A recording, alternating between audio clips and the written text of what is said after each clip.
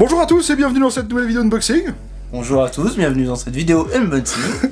Aujourd'hui je suis accompagné du stagiaire que vous connaissez bien, qui m'aide à faire les tests de tir. Bonjour le stagiaire. Bonjour. Alors le stagiaire, tout le monde t'appelle le stagiaire, mais tu t'appelles Florian. Mais le stagiaire, ça me va. D'accord, très bien. Et bien aujourd'hui on va donc déballer les 4 nouvelles répliques de ce mois par Airsoft Entrepôt. Et donc pour une fois j'ai le stagiaire avec moi, donc c'est cool. Alors mesdames et messieurs, pour ce mois de novembre, on a reçu un snipe de chez Novritsch. Parce que beaucoup parmi vous me demandent de tester du snipe Novritsch. Alors j'ai demandé le SSG10 A2. Il me semble que c'est le A2. Oui c'est ça, c'est le SSG10 A2. Et donc ben je suis surpris parce que c'est la première fois que j'ai un snipe Novritsch dans les mains et je ne savais pas que ça venait démonter. En fait je pense que c'est ce que t'as dit tout à l'heure. On a le châssis de base. Oui. Tu vois, donc ça c'est le châssis SSG10 A2. Et après on a le SSG10 Oui, voilà. Et je pense que tu peux monter ce que tu veux. Je t'avouerais que moi les snipes j'y connais pas énormément grand chose. Oui, okay. Mais là, eh ben, on reçoit ça comme ça, donc on va le déballer. Bon alors on l'a reçu en couleur quoi, Florian Noir. Et ben voilà le châssis. Du bricolage. Ouais, ah c'est en plastique. Le ponté que des temps sont en plastique. Pour ceux qui étaient fans de Lego, là vous achetez un SSG10 je sais pas combien et vous devez le monter vous-même. Bon alors on a un manuel Novritsch SSG10. En fait c'est que de l'anglais, ça vous dit bonjour, merci d'avoir acheté un Novritsch. J'aime bien cette photo là. J'aime bien aussi celle-là, ça fait bien. Et tu sais que le gars sur la photo c'est bien Novritsch hein. Ah ouais, ouais c'est lui. Il fait ça bien. Hein, Donc là on a le ressort. Donc là on a M140. Ah le chargeur. Le chargeur de la réplique. Et la partie mécanique avec le canon. Le montage ça devrait aller vite mais voilà à quoi ressemble le canon. Là il y a une tige de nettoyage des bourrages. Et donc voilà ce que ça donne. Le SSG10 A2 de chez Novritsch. Par contre, le garde-main ici est vachement plat et il est très large. Je sais pas si on s'en rend compte par rapport à une main, mais regarde, tu vois. Novritsch SSG10 avec un numéro de série. Ici, on a le marquage du réglage up qui est sur le côté gauche. TMH SSG10, clip 6 mm BB. Et puis bah après, bah c'est un spring, c'est... Ah, la sécurité, oui. Ah, par contre, l'armement est très fluide. Tu te rappelles le CAR 98 ? Oui, il faut...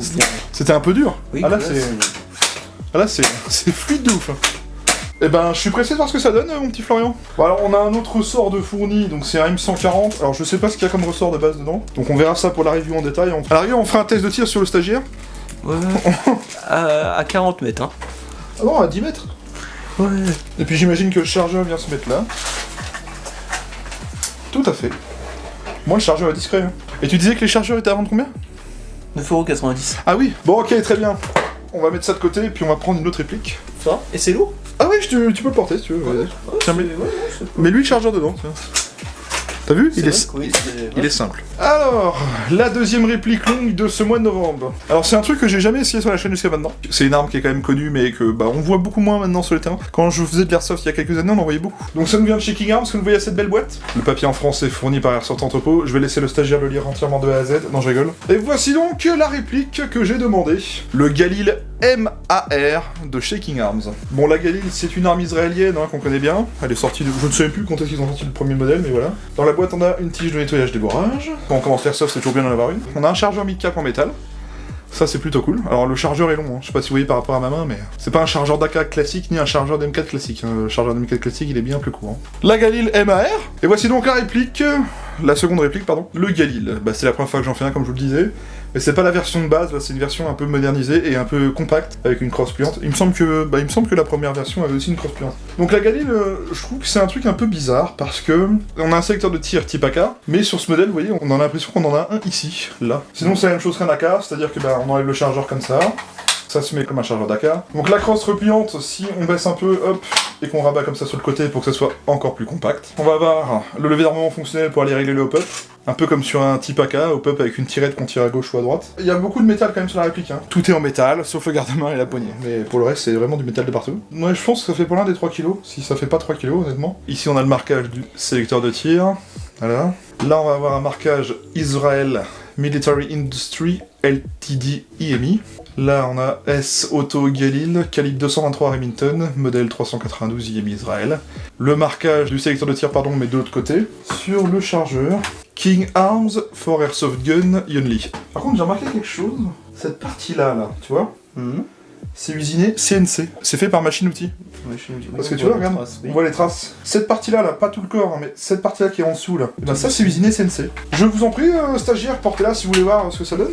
Mais dites-nous votre ressenti. C'est assez lourd, c'est vachement compact. Ouais, ça pèse. En fait, je pense que ça fait 3 kilos honnêtement. Oui, oui, oui. Je veux dire, ça change de ce qu'on voit d'habitude tout le temps. Oui, entre tout ce qui est MK, AK... Ouais.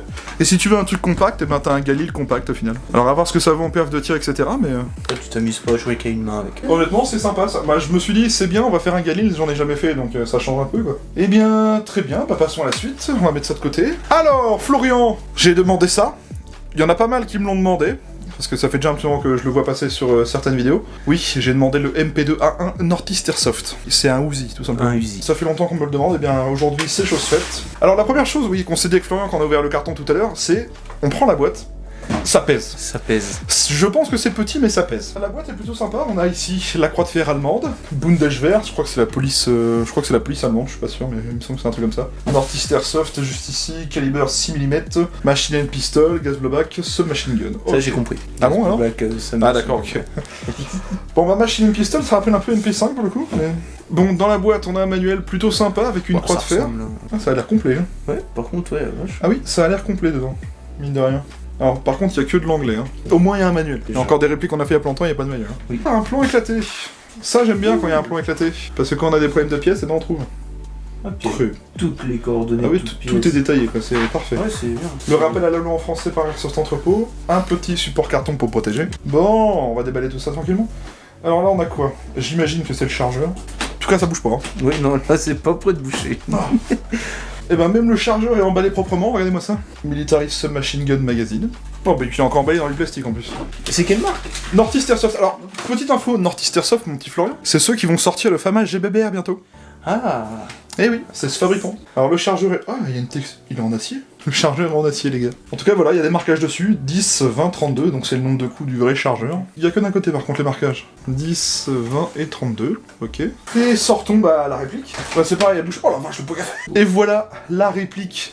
Le MP2A1 Submachine Gun GBBR. La première chose que je veux vous dire, c'est que c'est compact, mais c'est lourd. Ah, c'est lourd, mec. Oh, ah ouais, non, et à une main, c'est... Oh la vache. Ah ouais, c'est lourd de fou. Ouais, c'est lourd. Tu sais que j'avais eu la même chose à la fête foraine quand j'étais gamin, genre en foire, c'était du plastique de partout. Ouais, c'était beaucoup moins lourd. Ah bah oui, non mais c'est surtout que ça faisait jouer, mais là, waouh. Tu sens pas au toucher qu'il y a un aspect un peu gras? Oui. Un peu collant. Comme les vraies armes. Comme une vraie arme en fait, tu sais, un peu une graisse de protection là. Je crois que tu peux déplier, non? Alors, je connais pas les Uzi, mais il me semble que oui, il y a une crosse. Par contre, ce qui est vraiment bien, c'est que déjà c'est en acier et il y a des marquages. Le sélecteur de tir ici, MP2A1, calibre 9 mm, numéro de série, IMI. Ah tu vois, si c'est IMI, c'est Israël. Et ben ma foi, c'est pas léger mon pote. Donc c'est un GBBR, donc en théorie. Voilà, ça tire à culasse ouverte. Il y a que du plastique ici bah, pour les plaquettes de poignet et le dessous du garde-main. Mais le reste c'est du métal, mais de partout. Il y a un attachant, tiens, là, regarde. Alors, par contre, il y a une double sécurité. C'est un peu comme sur les 911, tu vois. T'as une queue de castor à appuyer là. Ah, c'est bien cranté. Le poids café. Ah, ça se nique les doigts. Bon, on a réussi à trouver comment déplier la crosse, donc voilà ce que ça donne, crosse dépliée. Donc ça va être un peu plus facile à épauler, on va dire. Là, faut tirer un petit coup. Comme ça, et hop. En fait, on débloque comme ça. Ouais. Donc, ok, dessus, et pour la replier, tu pinces. Faut pincer, hop. Tu rabats. Tu rabats, et là, faut appuyer sur le petit bouton. D'accord, ok. Bon. Et là, faut bloquer un grand coup. Comme on a dit, oui, faut pas hésiter à... Bah c'est vraiment mécanique quoi, donc oui, voilà. c'est bien dur quoi. Et bah écoutez, moi je suis pressé de tester ça en tout cas. Je sais pas pour toi. Moi aussi. Je pense que ça va être ma deuxième préférée dans ce qu'on a, parce qu'on en a encore une derrière qui est pas mal là.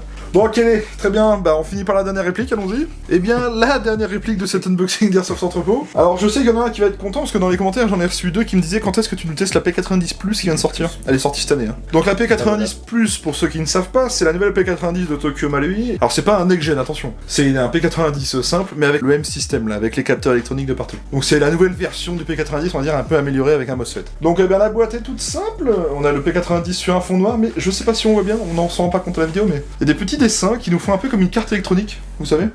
Un circuit imprimé, voilà. Circuit imprimé, c'est le mot que je cherchais. Voilà, ça fait un peu effet circuit imprimé sur la boîte. C'est un petit détail, c'est sympa. On a toujours le petit ruban pour vous dire voilà, vous avez acheté un cadeau.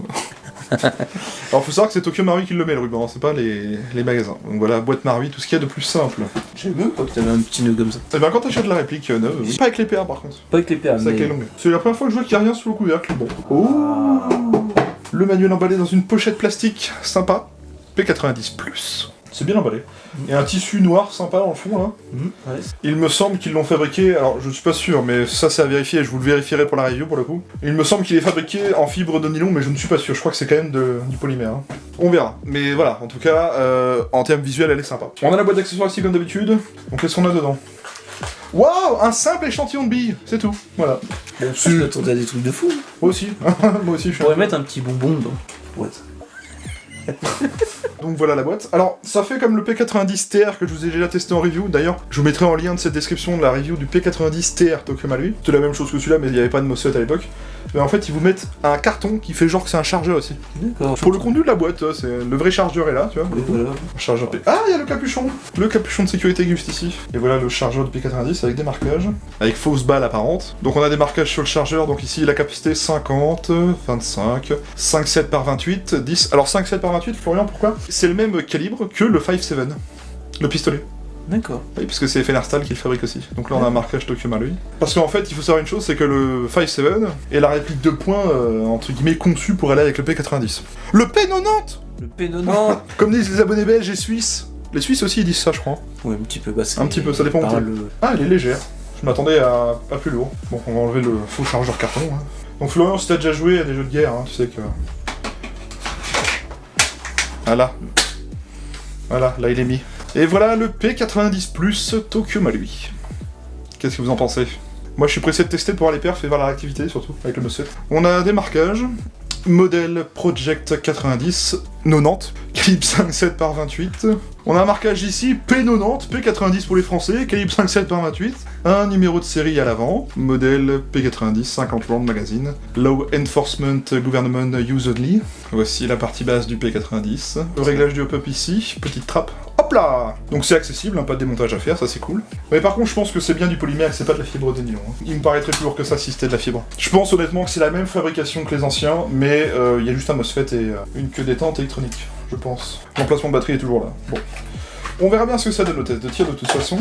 Eh bien je te laisse le porter pour nous dire ce que tu en penses. J'aime pas trop la gueule, mais si tu cherches quelque chose de compact, par exemple, tu veux pas tout le temps d'un MP7, d'un MP5 ou un truc du genre, ça change. C'est clair. Et ben honnêtement, moi j'aurais eu ça dans les mains avant le Scar, j'aurais peut-être craqué sur... Ah bah alors! Oui, j'avoue que là... Ah bah voilà! C'est vrai qu'on l'a jamais. Non, c'est vrai qu'un P90... Et là ça me fait penser à... C'était dans quel film? Stargate? Stargate, on avait... Stargate SG1, et pour ceux qui regardent... Alors moi je suis pas spécialement fan de Stargate, mais il y a toujours cette fameuse scène où tu sais ils font la démonstration là, et t'as les militaires qui ont ça dans les mains et ils demandent à la meuf de faire une démonstration pour la précision. J'essaierai de la trouver sur YouTube et je la mettrai en vidéo pour ceux qui voient, mais... This weapon is called a P90. It carries a 50-round top-loading magazine of Teflon-coated ordnance with a cyclical rate of fire of 900 rounds per minute. When ready, Major.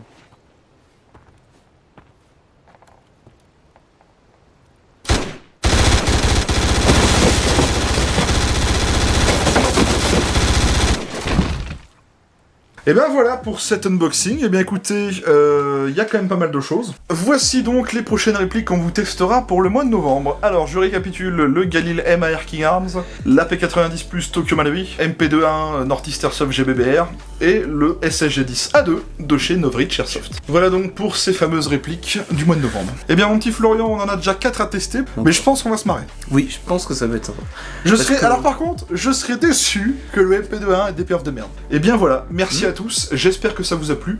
Vous pouvez maintenant vous abonner à la chaîne YouTube pour suivre les nouvelles vidéos qui vont sortir, ça vous enverra une notif quand je programmerai une de ces vidéos. J'ai également Facebook et Instagram, ce sont mes réseaux sociaux, les liens sont en description. Vous pouvez aller voir pour avoir du contenu bonus, des photos, des posts communautaires, etc. Si la vidéo vous a plu, n'hésitez pas à mettre un pouce bleu, ça me permet de voir si le contenu vous a plu ou non, si vous avez aimé la réplique ou pas. Si vous avez une de ces répliques, n'hésitez pas à nous le dire, si vous en êtes déçu, si vous en êtes content. Si vous avez des choses à nous faire part pour une de ces répliques pour la prochaine vidéo review, mettez-le dès maintenant en commentaire, on les lit tous. Si vous avez des questions, on essaie d'y répondre. Et en attendant, je vous souhaite à tous une bonne fin de journée, la vidéo est dès à présent terminée, merci à tous de l'avoir regardé. Prenez soin de vous, portez-vous bien, et on se retrouve très vite pour une autre review. Salut le stagiaire. Salut tout le monde. Allez, salut, bisous.